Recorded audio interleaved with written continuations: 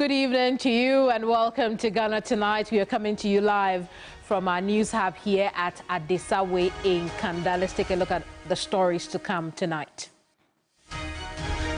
Army chief in court denies being the source of the so-called dismissal letter of Richard Jakpa, the third accused person in the ambulance procurement trial, on today's hearing tonight. Also coming up, secret, unfair and illegal. Those are the words the minority uses in its description of recruitment into security services, and that's why some members have petitioned Surge. And tonight on Manifesto Check, how successful is government's planting for food and jobs?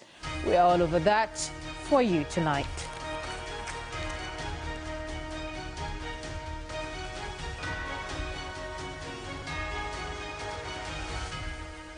I am Keminni Amanor. Once again, you're welcome. Alfred has the night off. Get interactive with us. We're live on Facebook and on YouTube. Interact with us on Facebook and on X, formerly Twitter, with the hashtag Ghana Tonight.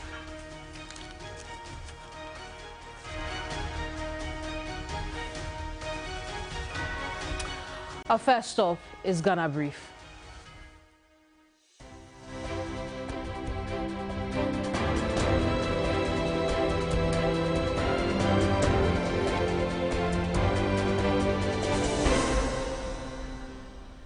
The Management of Social Security and National Insurance Trust, SNET, has accused former Chief Justice of Kufu of making unsubstantiated allegation regarding the botched sale of the hotels. SNET said the allegations made by the former Chief Justice are false and undermines the integrity and confidence in the pension scheme.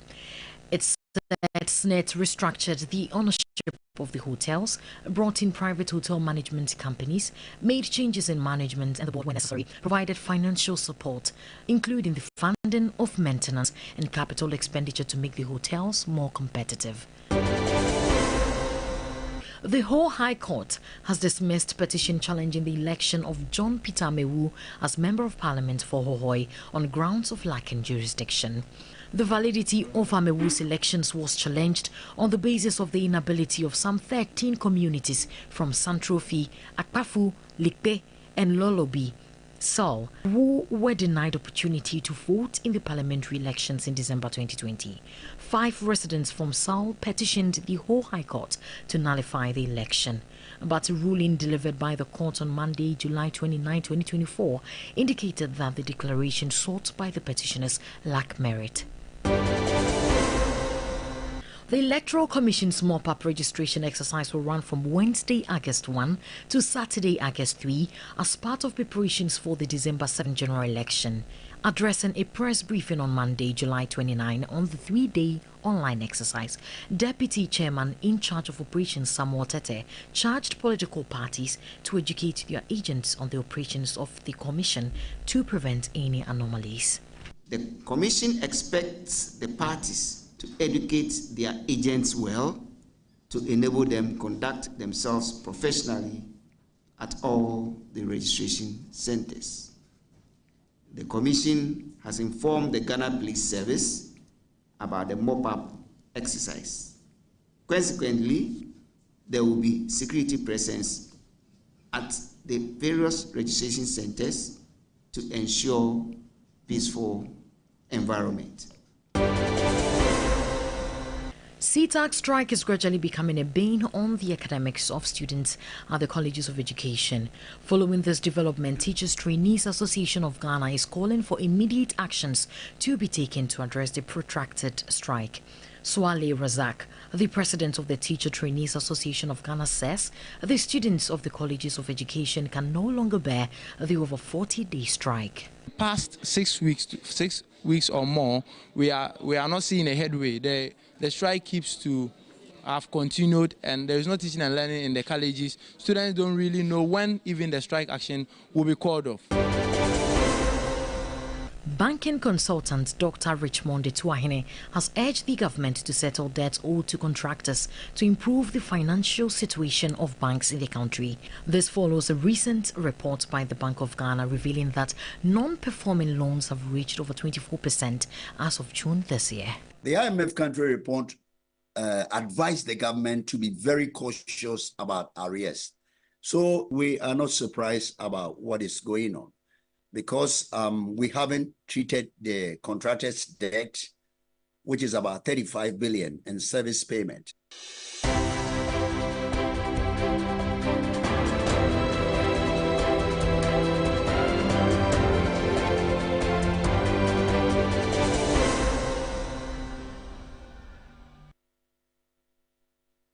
Gonna brief there for you. Now, tonight's touchstone moment in court as the character of Richard Jakpa, the third accused person in the ambulance trial, takes center stage one more time. His former boss speaks. More on that right now.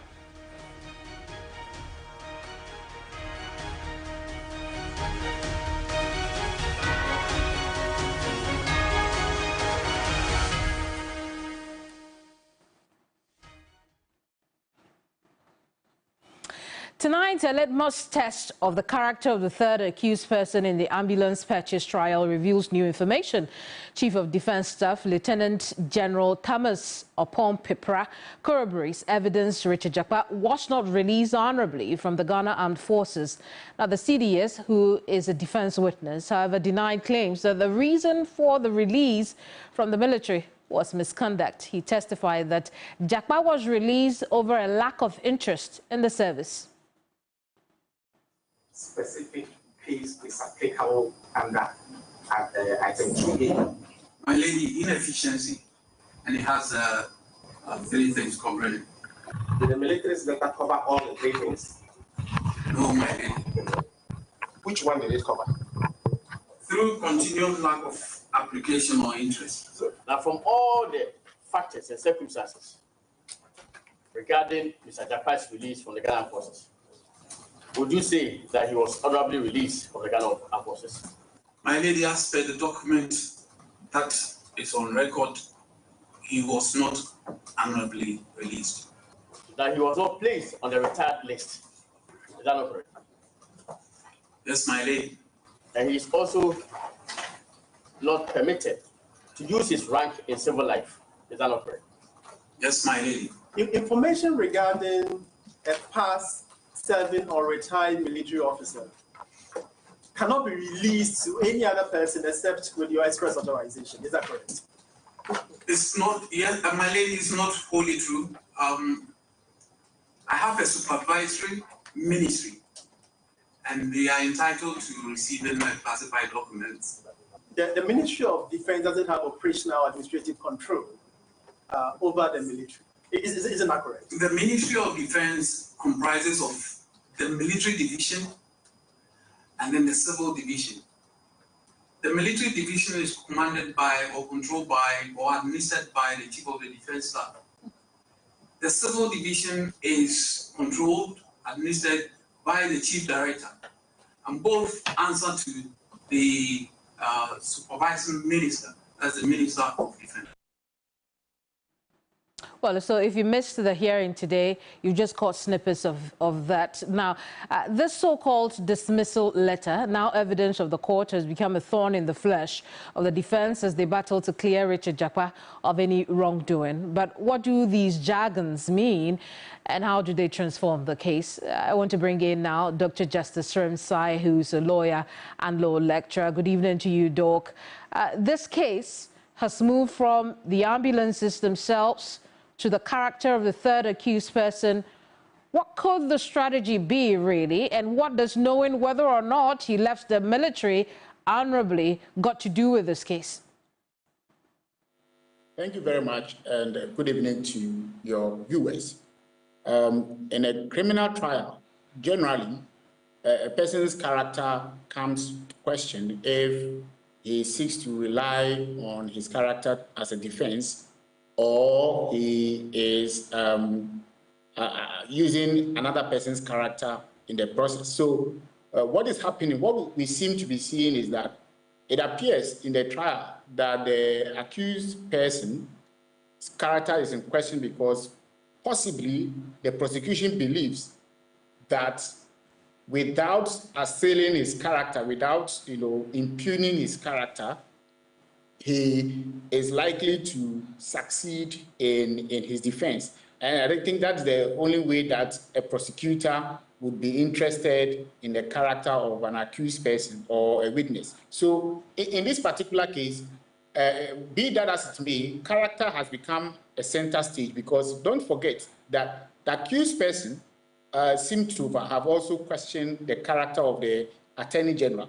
So you put all these together, it has become, the character has taken a center stage, quite apart from the allegation concerning the ambulances, because character of the prosecutor, the character of the accused person, the character of some witnesses have come to play. In such cases, I mean, the character always will play some role in the trial. I see. Essentially, at the end of the day, the court will take the decision whether there was merit to that or not. But tonight we learn that the letter didn't have, the letter as referred to didn't have the use of misconduct as reason for his dismissal. The CDS then reveals that he didn't release the letter to the defense minister, which then got to the Attorney General. Is that problematic for the prosecution who got that letter into evidence? It definitely may be problematic for the prosecution because as a prosecutor or as someone who is seeking to rely on a document to impugn the character of an accused person, you want that document to be holistically accepted and a lot of weight be put on sale. It appears that the source of the document itself is an issue, which is actually causing the Chief of Defense Staff to actually say that he did not authorize the release of the letter. And secondly, if you are tendering in a document, and a document which has clearly been marked confidential, then a lot of questions of authenticity, a question about the source who released the document would come to play. So at this point, the Chief of Defense Staff saying that he did not release the letter leaves the question open: how did a letter which is clearly marked confidential come out? And one aspect of the trial which seems to come out clearly now is the question that the third accused person, Mr. Japa, is denying knowledge of the allegations in the letter. And we know that by way of constitutional provision, a person cannot be, condemned in a matter which he has not been given a hearing.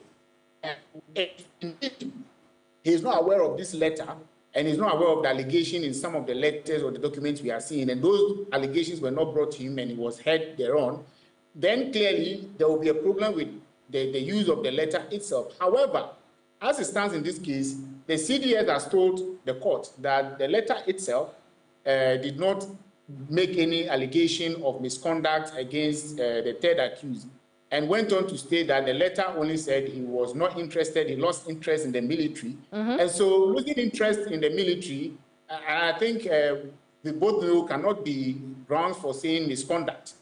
Loss of interest is really grounds for misconduct in this. Indeed, Doc, I want to now look at the admissibility of the letter itself, particularly now that the CDS or the Army Chief has said, look, I didn't release this letter. I don't know how they got it. We know, let's look at it from the perspective of the judge, right? The judge hitherto admitted that leaked audio into evidence. She's done the same with this letter whose source is not known. And under what circumstances do such unknown sources of evidence become important to the court? So the general rule is, which guides our evidence, proceedings in court, is that anything is admissible so long as it's relevant. It doesn't matter how you procure it, whether you stole it, whether it was smuggled, whatever, it will be admissible. That's the general rule. However, what matters, and as of now, the letter is in evidence, so the question of admissibility is behind us now. What we are probably looking at now is the weight which the judge would put on the letter in her assessment of the facts, the weight that he may put on it. And beside, I mean, getting the weight is where the question of source may come in, because if you are bringing something which is not of a clearly known source, it will affect the weight. Secondly, the interpretation being put on the letter by the Attorney General also seems to be different from what the CDS has said.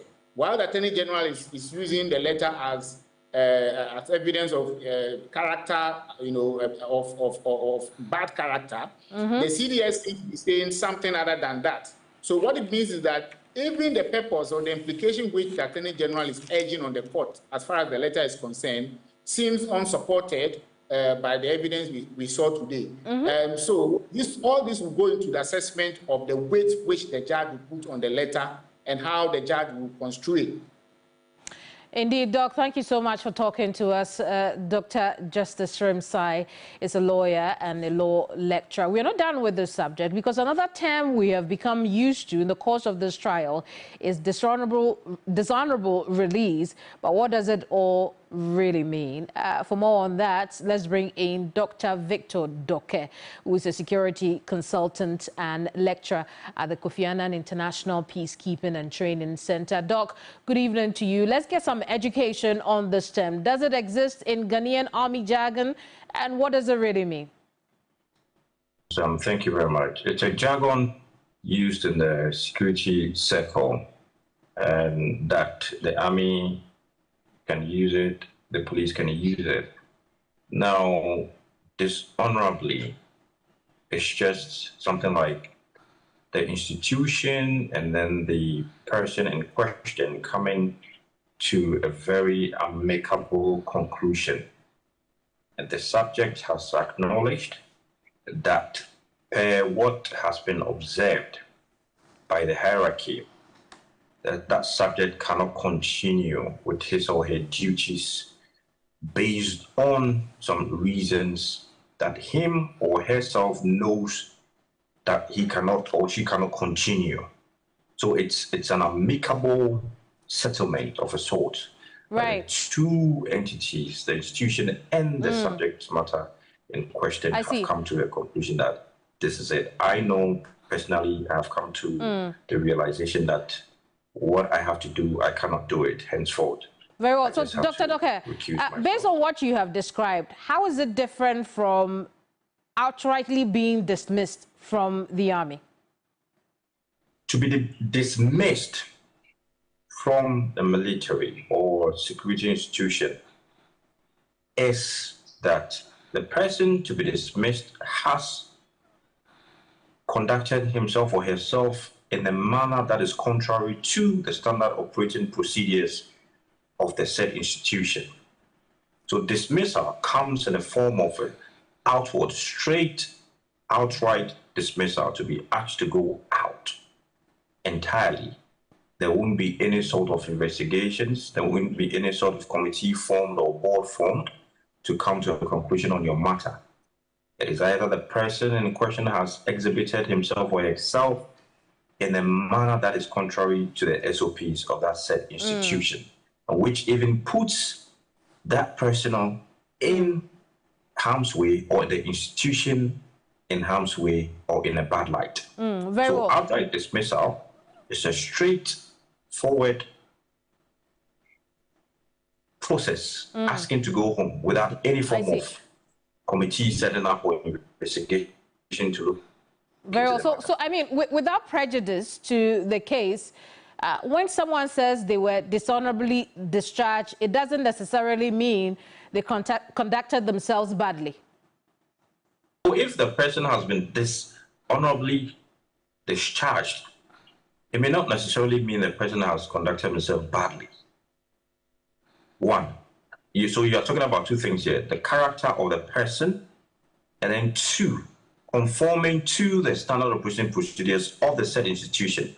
So these two different things. So which one, is the basis for dishonorably discharging the person? Right. So, I mean, it has to be looked into. So if the person's character and person, comes into question, the person can be discharged. If when it comes to the SOPs, the person can also be discharged. Very well. So, Doc, you know, I want us to look at the contentious letter. Today we heard how the CDA says, look, I don't know how you got it. It didn't come from me. How does this make the operation of the whole, army machinery look? Well, one question that comes into mind is, now, let's say this was a very sensitive information that puts the country at risk of being attacked in any form. And if we have a person who has volunteered intelligence in that regard, then it means that the person's details has been put out, by that threatening the life of the person and then the country at large. Now, how can an institution like this, with a very stringent and very uptight process of even getting information, have a lapse like this? Now, this is one big gap that has been, has been exhibited. Now, whoever put out the information without the knowledge of the Army Chief, the CDS, I think there has to be a thorough investigation to that matter, because some of us don't look at it in this light of events, but we are looking at it in a different light. Absolutely, Doc. As my earlier panelists or guests had noted, Richard Jakpa himself has said that he has not seen this letter before, 17 years after he's left the military. Nothing of that sort has come to his notice. You have told us a few things about the processes the processes that occur when somebody is either dismissed outrightly or discharged honorably from the military. But is it possible for someone to be released dishonorably without them receiving notice of the same? Well, when you are let go, in this case, there has to be a detailed process. A detailed process, I mean, you, the person being let go, have to know why. It has to be spelled out. Everybody has a file when even private entities or whatever you want to call it. Everybody has a file. When you are even given a query, that is put on there, okay? So when, in this case, the said gentleman has to get some detailed information put on his file to know what exactly happened, why he's let go, okay, whether there have been any settlement or whatever, and he has agreed to it. Now, if there isn't something like that, then I think they have to look into it. So after all these years, if I have not received any form of notification of what went wrong, then that tells me that our institutions mandated with regards to security should put in place mechanisms to recognize the fact that when you are letting go an official or a member of your organization, then you owe it that duty, that right. Okay. Very well. Very well indeed. Doc, I'm afraid we'd have to end our conversation here, but it only sounds naturally logical next step to take to look into this matter even further within the rank and file of the military and all the other sources, all the other investigative bodies that could look into this. But we'll wrap up on that one and then turn attention to uncovering the secrecy around public sector recruitment. 3 minority MPs head to Shraj. To what end? Let's find out right now.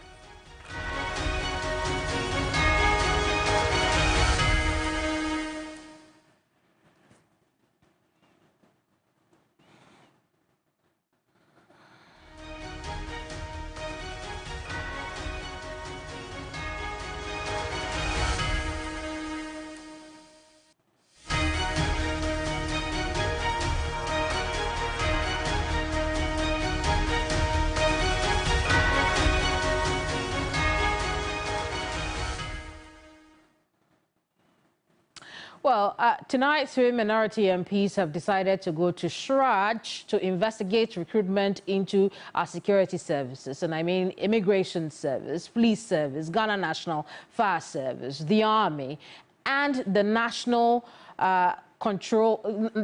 Narcotics Control Commission, NARCOC. And their reasons are simple.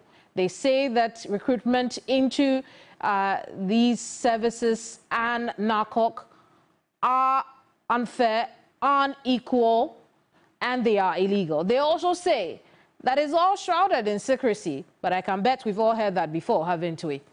Now let's look at these concerns all over again. The MPs who have petitioned Shraj are concerned about the intended recruitment contrary to Constitution, amounts to abuse of power, unfair and unreasonable, as well as arbitrary process, eligibility criteria, also unconstitutional. So there you have it. So what are they asking Shraj to do? They say Shraj should direct the recruitments be advertised through public advertisement. Shraj should demand provision of details in the process and procedure used for the ongoing recruitment. And who are the MPs who are on this mission? We have Elembele MP, Emmanuel Amakofibua, James Agalga, who is Bulsa North MP, and Peter Tobo, who is Wa West MP. He himself, a former member of the Ghana Police Service.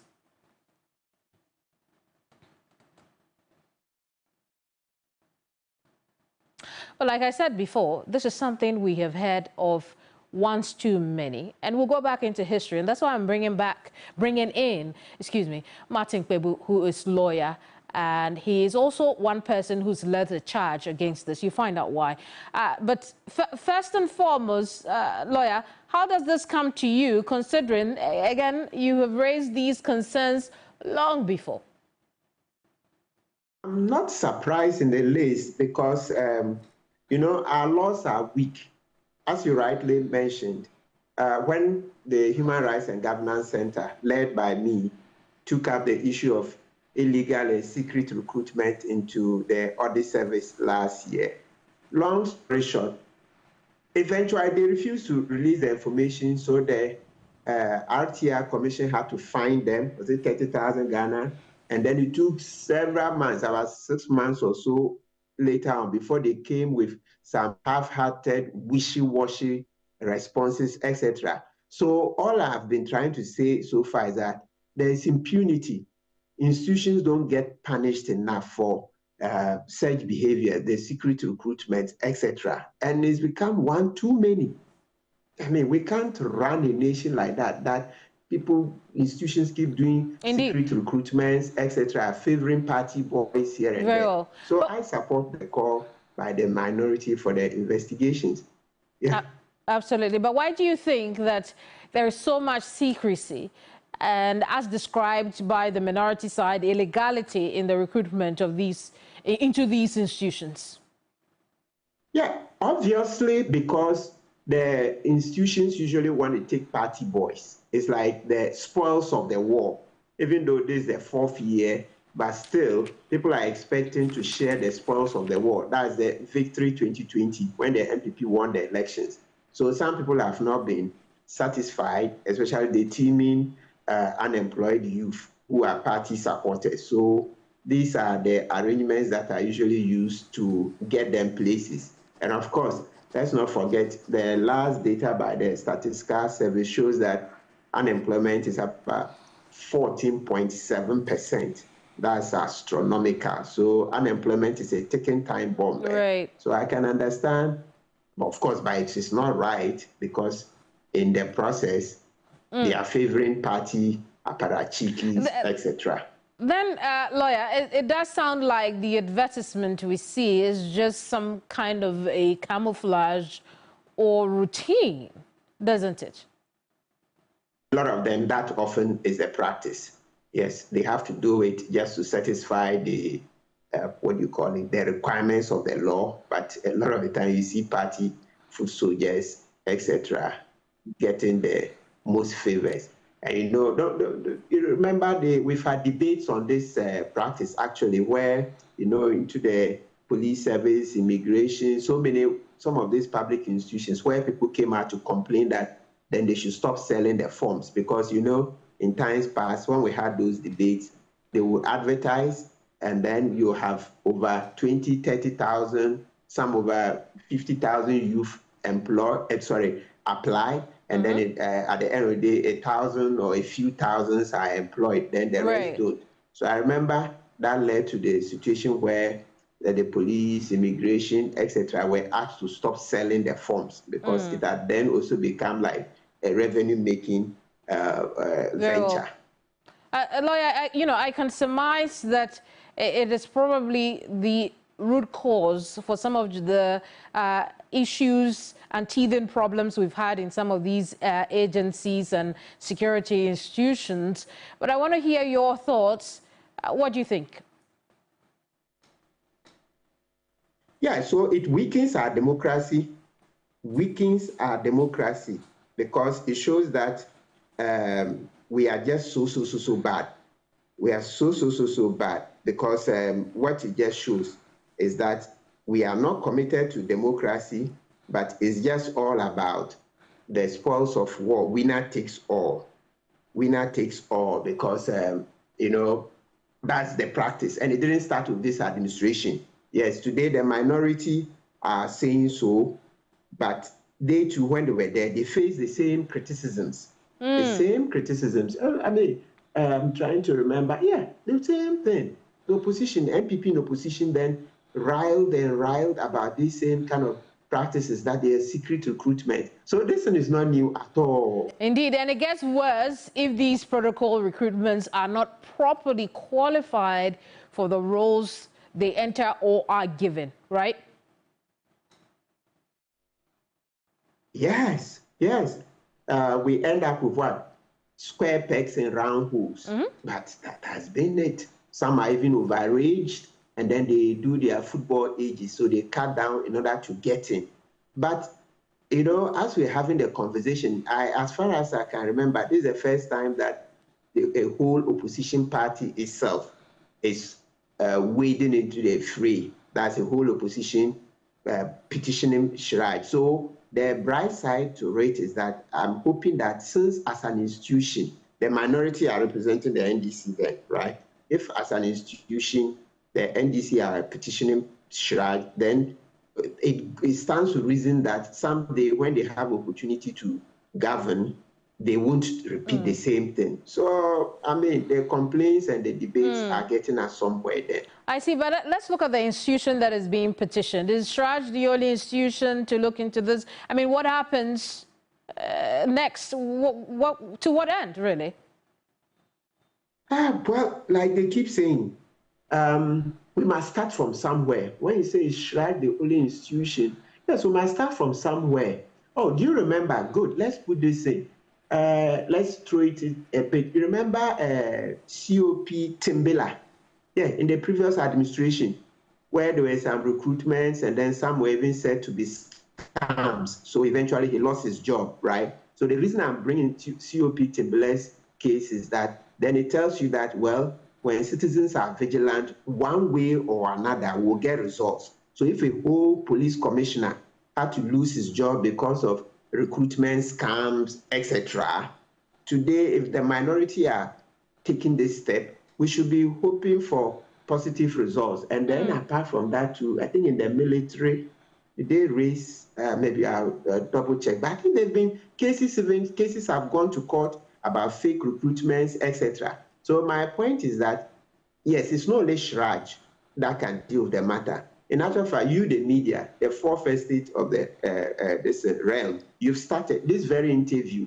By this interview that you're conducting, you're already holding the police to account, even ahead of Shraj, because by asking questions, you see that when we talk about accountability, like I always like to say, it's a broad concept. There are many tools of accountability. It's not only in parliament, it's not only through parliamentary oversight. Doesn't it even, what do you call it, for lack of a better word, surprise you that the parliamentarians, instead of calling IG and the rest to parliament, they've rather gone to Shraj. So that tells you that they probably have assessed Parliament and have seen that Parliament is not best suited to deal with this. That's why they are going to charge. So my point is that the tools are many. It's only Parliament that does accountability. Absolutely. What the media you are doing now, shining the spotlight. Indeed. And you know, in the case of CEO Pitambila, if I remember correctly, after the dismissal and the whole scandal, there was a tad bit, teeny bit of sanity when it came to recruitment. But here we are again. It would appear that we will need something much more deterrent to ensure that the sanity prevails for as long as time. But thank you so much, Lawyer Martin Kpebu, for your time here on Ghana Tonight. We'll stay on recruitment because there's more. Now, the Finance Ministry has issued financial clearance, making it possible for the Health Ministry to recruit 15,200 nurses and midwives. The recruitment will commence on Monday, the 5th of August, 2024, through to the last day of the same month. But to what extent does this settle the issues of disgruntled and posted graduate nurses and midwives? I'm all over that tonight.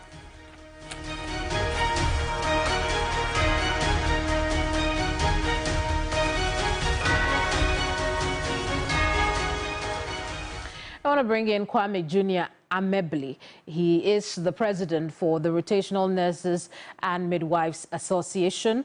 Kwame, thank you so much for joining us here. But listen, before I even allow you make any public comments on this matter, we know that 3FM earlier this evening spoke to the public relations officer of the Ministry of Health, Isaac Ofei, and he says that this clearance is for the 2020, 2021, and 2022 batches. Let's catch that now. All right, thank you. A very good evening to hang on for me. I want us to take a listen to, the PRO for the Health Ministry first, and then I'll come to you, Kwame. It's an issue. One, we have a little over 5,000 nurses, but we cannot confirm that because most of them had chances to be recruited. There are some nurses who denied postings to places they feel they don't want to be there. And so when you say that you want to recruit 15,000, you may end up that some may not refuse posting to those places. And so we cannot say that this 15,000, when you take 15,000 from this number, this actual number of nurses that you have at home, as we speak, we still have some nurses taking their licensure exams. Some had already finished, I think, last month or so. And so it's going to be difficult for us to say that these are the number of nurses that we have at home. But this particular clearance starts from 2020 batches, those who have not yet been recruited, counting down to 2021, close to 2022. Kwame, you say this is a lie. Tell me why. Hello, Kwame, can you hear me? Yes, I can hear you now. Yeah, you know, the Health Ministry, through its PR, has said this recruitment is for 2020, 2021, and 2022. And you say this is not true? Tell me why. All right, good evening to everyone listening. Earlier today, just as we all seen the public release, the number stated in the said letter is 15,200, which is the exact number of nurses and midwives who graduated from the 2020 batch. So ideally, the clearance has been released for the 2020 batch. But there has been some clarification from the Ministry of Health, that's from the PRO, saying that some people have already gained access to the portal, which means they've already been recruited from the 2020 batch. And in that situation, I don't believe those people are more than 10,000, whereby he can mention that 2021 can be included even with our batch 2022. With my batch, we are 12,594, which is almost equivalent to the clearance that have been released now. But what do we see? They've said clearance is for 2020 batch, but because there are hopes that some of our colleagues or some of the 2020 batch have already gained employment, there will be free space that some part of 2021 badges will be employed. That is the explanation he's given. But it's a matter of fact, the clearance release is just for 2020 batch. I see. And you say that your batch alone, you are over 12,000. Which year is that? So we completed our training in 2022. So we are 2022 batch, but actually we had our national service from 2023 and we ended 2024. So just June 2024. I see. And for I mean, when you put it all together, you say that it's not possible that 15,200 of you are going to be drawn from all three batches. But there's also the possibility that, you know, some people will no longer be interested in this because they have found other ventures. Have you considered that? All right. Even if half of our current batch is not, interested in accessing this portal or being recruited, it will still not be up to the number. I bet you the number of 2020 that have already been employed, I doubt if it will be more than 3,000 before we can factor in 2021 and 2022.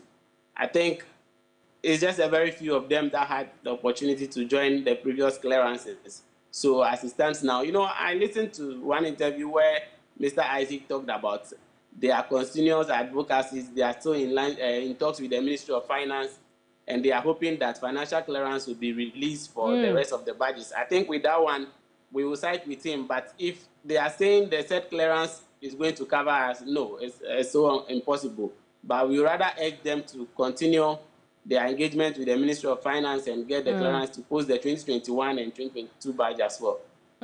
My understanding also is that, in fact, before we get there, I want to understand from you, what then were the expectations of nurses with regards to this recruitment? What would have been more appropriate?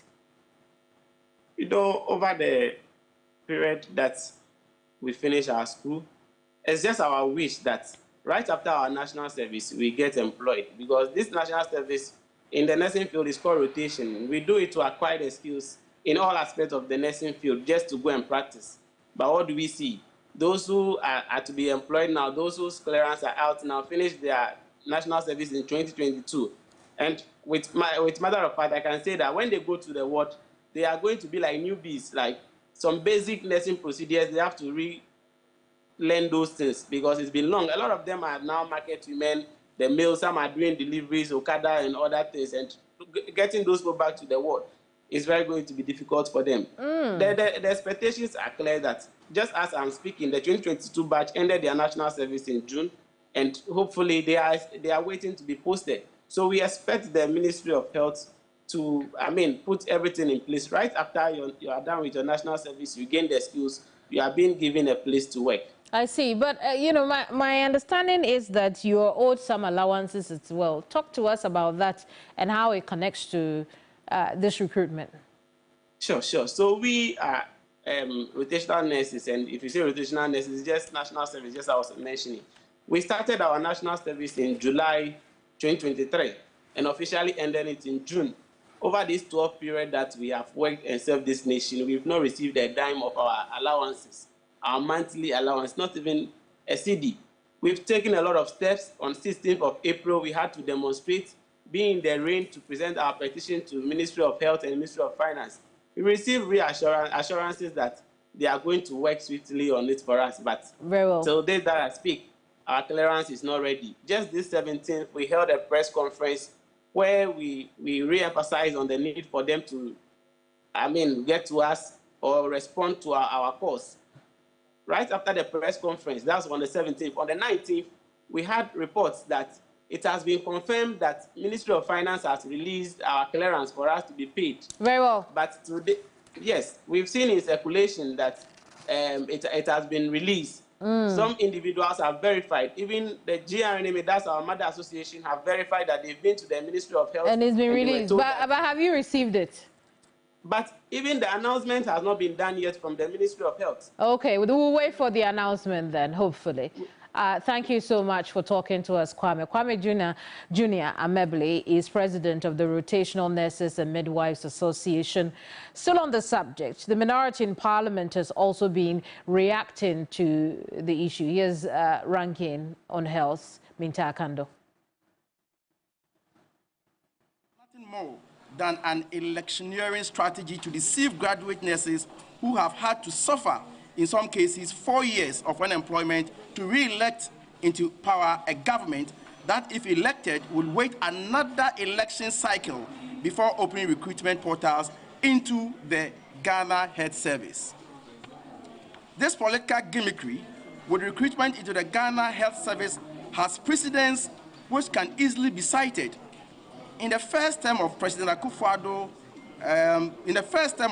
Akufo-Addo's government, of which Dr. Mahmoud Bawumia was the head of the economic management team, general recruitment of health workers, especially nurses and midwives, was deferred to the period spanning November 4 to November 15, 2020, a few weeks to elections as part of the broad campaign strategy. Once voted into office, health service graduates had to suffer a similar fate of waiting for 4 years to be recruited into the Ghana Health Service, resulting in a poor healthcare delivery service owing to a high attrition of highly skilled healthcare workers, without replacement from 251,527 in 2021 to a low of 182,233 in 2023. The minority talking about this recruitment earlier. You heard me in a conversation with President of the Rotational Nurses and Midwives. You're watching Ghana Tonight. I am Keminni Amanor. Alfred has the night off. When we come back, Manifesto Check is all about planting for food and jobs. Success or failure? Somewhere in between? Let's find out.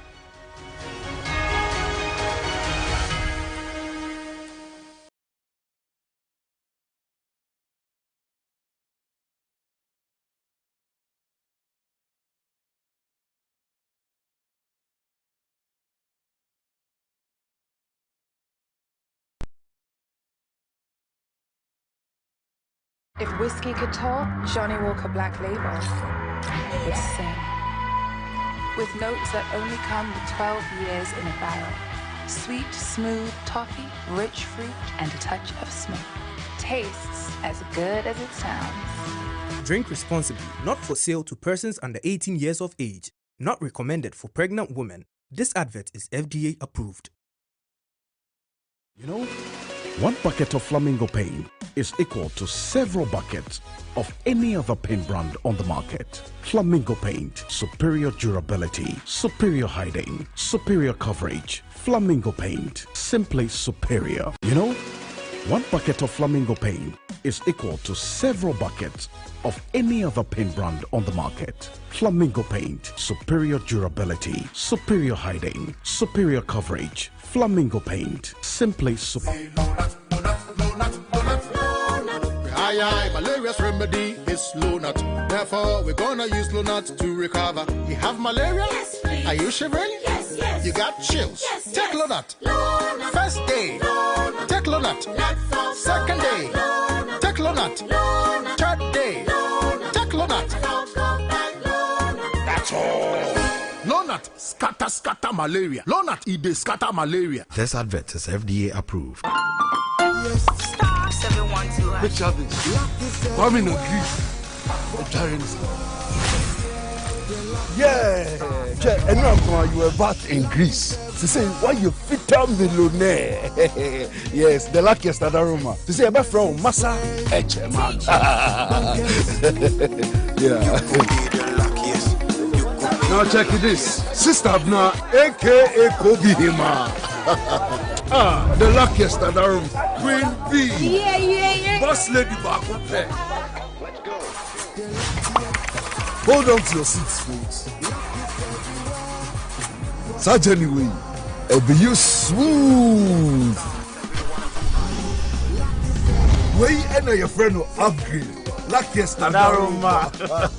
And the best part, with the luckiest, will be our shot to a good life. And I'm talking to you, me, your girlfriend, your ex, your neighbors, your landlords, and even Goro boys. And no one is over dialing with lucky number. *712#. No. Cost water ticket. win in the community draw or the grand draw on the 30th of November 2024. The luckiest is regulated by the NLA on the Caritas platform, not for persons below 18 years. T&Cs apply. If whiskey could talk, Johnny Walker Black Label would sing. With notes that only come with 12 years in a barrel. Sweet, smooth toffee, rich fruit, and a touch of smoke. Tastes as good as it sounds. Drink responsibly, not for sale to persons under 18 years of age. Not recommended for pregnant women. This advert is FDA approved.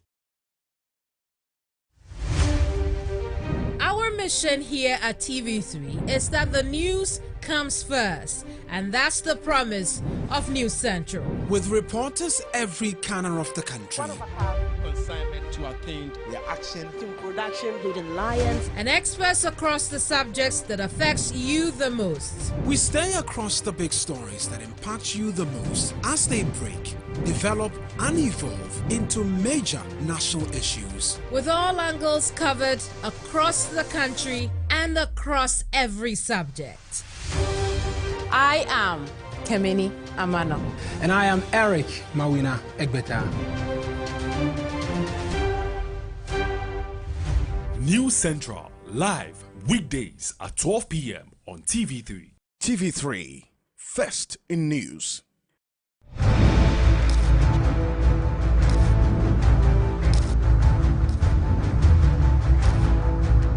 This is Hot Issues, your passport to the most compelling conversations of our time.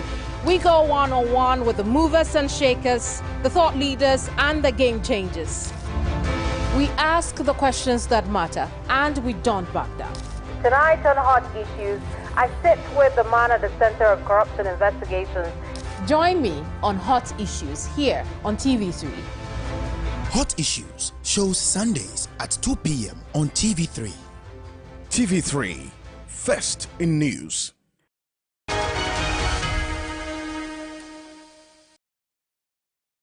It's that time of the program where we bring you Manifesto Check. Dennis Wedam Puaberi is here with all the details that we... my bad. We'll be right back with that.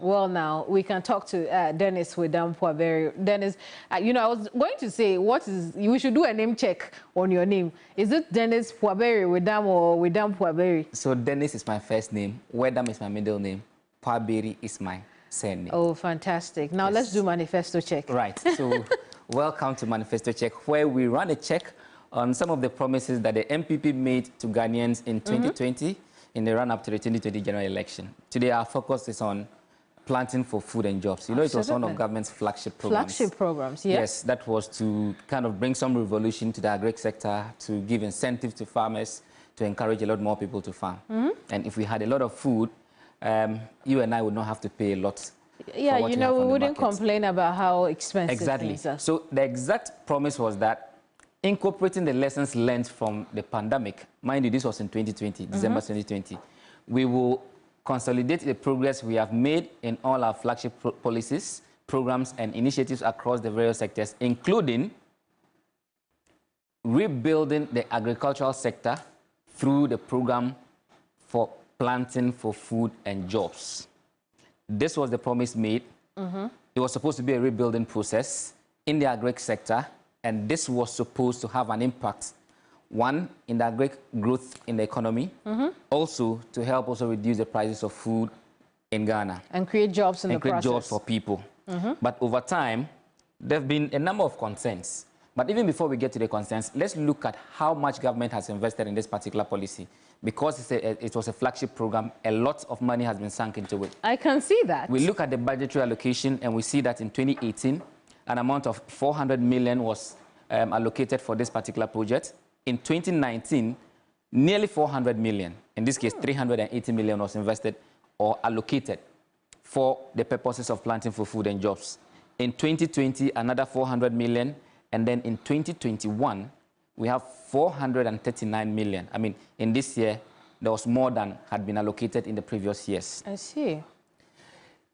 We continue. 2022, the number increased to 614 million. 2023, we had 660 million.